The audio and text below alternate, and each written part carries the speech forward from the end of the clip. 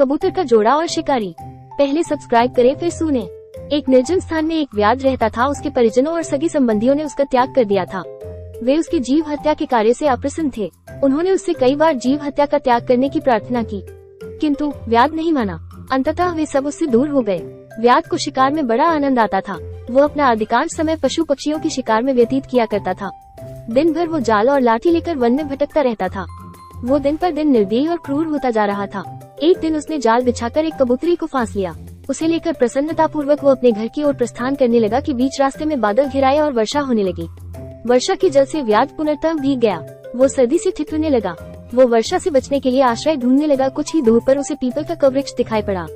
उसमें एक बड़ा सा खोल था जिसमें एक मनुष्य घुसकर बैठ सकता था। व्याध ने सोचा कि कुछ देर के लिए यहाँ शरण लेना उचित होगा। वो खोल में घुस गया और बोला, इस खोल में रहने वाले जीव, मैं यहाँ कुछ देर आश्रय ले रहा हूँ। आशा है तुम्हें कोई आपत्ति नहीं होगी। इस सहायता के लिए मैं आजीवन तुम्हारा ऋणी रहूंगा। उस खोल उस कबूतरी का पति रहता था जिसे व्याध ने पकड़ लिया था।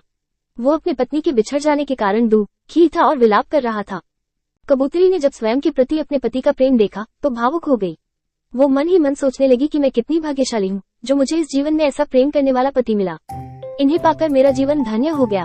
वो अपने पति से बोली, स्वामी विलाप मत करो, मैं यही हूँ। इस व्याध ने मुझे जाल में पकड़ लिया है। कदाचित ये मेरे कर्मों का फल है, किंतु आप मेरी चिंता में व्याकुल ना हो।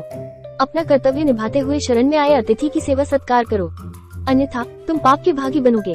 कबूतरी की बात मानकर कबूतर व्याध से बोला, वधिक आपका स्वागत है। आप यहाँ निसंकोच विश्राम करें। यदि आपको किसी प्रकार का कष्ट हो तो मुझे बताएं, मैं उसके निवारण का हर संभव प्रयास करूँगा।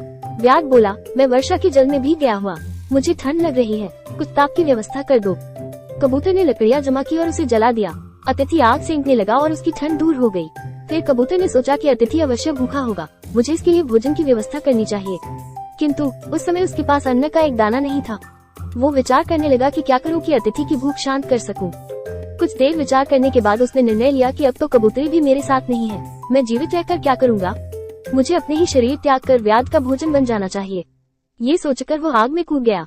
उसका ये बलिदान देख व्याध की आत्मा व्याकुल हो गई। वो आत्मग्लानि में डूब गया और मन ही मन स्वयं को धिक्कारने लगा। उसी क्षण उसने कबूतरी को मुक्त कर दिया। कबूतरी ने जब अपने पति को आग में जलता हुआ देखा तो विलाप करने लगी और कहने लगी कि ये मेरे कर्मों का फल है जिसकी सजा आपको मिली। अब मैं अकेली इस संसार में जीकर क्या करूंगी। कबूतरी ने भी आग में कूदकर अपने प्राणों का त्याग कर दिया। कबूरत और कबूतरी का ये बलिदान देख व्याध की आंखें खुल गई। उसने उसी समय जीव हत्या त्याग देने का प्रण किया।